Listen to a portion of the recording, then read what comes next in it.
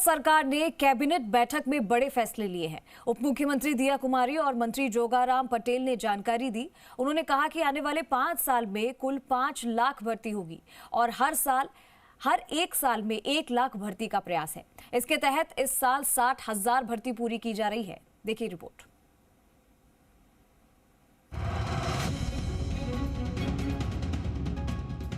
राजस्थान सरकार की रविवार को हुई कैबिनेट बैठक में बड़े फैसले लिए गए हैं।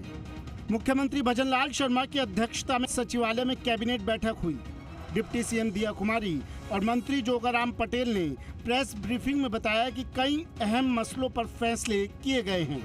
उप मुख्यमंत्री दिया कुमारी और मंत्री जोगाराम पटेल ने बताया कि रिप्स 2024 के तहत निवेश को बढ़ावा दिया जाएगा और रिप्स पॉलिसी में पर्यटन और रोजगार पर जोर रहेगा। प्रेस प्रतिनिधि अक्रेडिटेशन नियम 1995 में संशोधन का निर्णय लिया गया है। इस संशोधन के द्वारा स्वतंत्र पत्रकार के एक्रेडिटेशन हेतु न्यूनतम आयु 50 वर्ष से घटाकर 45 वर्ष की जा रही है तथा न्यूनतम पत्रकारिता अनुभव 25 वर्ष से घटाकर 15 वर्ष किया जा रहा है। मैं आप सभी को इसके लिए बहुत बहुत बधाई देती हूँ।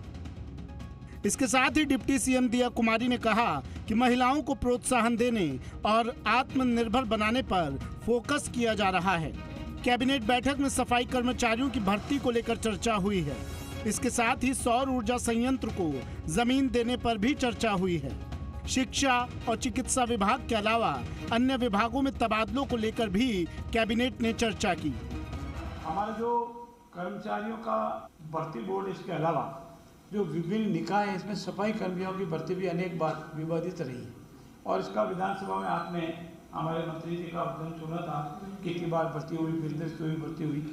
उसमें भी निर्णय लिया गया है कि हम लोग उसमें निश्चित प्रक्रिया के तहत सफाई कर्मियों की सभी भर्ती उनकी 2 साल के सफाई के अनुभव के आधार पर भर्ती करेंगे और वो निश्चित प्रक्रिया के तहत होगी। इस साल में 1 लाख युवाओं को नौकरियां देंगे। 5 साल में सरकार 4 लाख नौकरियां देगी। 60,000 भर्तियां चतुर्थ श्रेणी कर्मचारियों की निकाली जाएगी। 7,000 वाहन चालकों की भर्ती की जाएगी।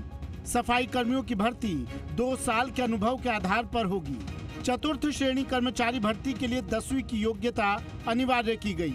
निवेश को प्रोत्साहन देने के लिए कई प्रावधान किए गए हैं। निवेश के लिए न्यूनतम सीमा 50 करोड़ से घटाकर 10 करोड़ की गई। ग्रामीण पर्यटन कृषि में MSME को प्रोत्साहन दिया जाएगा। बता दें कि इससे पहले कैबिनेट बैठक 2 बार स्थगित की जा चुकी थी। ये बैठक 18 सितंबर को होने वाली थी, लेकिन राष्ट्रपति द्रौपदी मुर्मू के जयपुर दौरे के कारण इसे टाल दिया गया था। इसके बाद 25 सितंबर को बैठक होनी थी, लेकिन अन्य राज्यों में सीएम भजनलाल शर्मा के दौरों के कारण इसे स्थगित करना पड़ा था। फिलहाल कैबिनेट बैठक में लिए गए फैसले से प्रदेश में विकास को रफ्तार मिलेगी। ब्यूरो रिपोर्ट, जी मीडिया।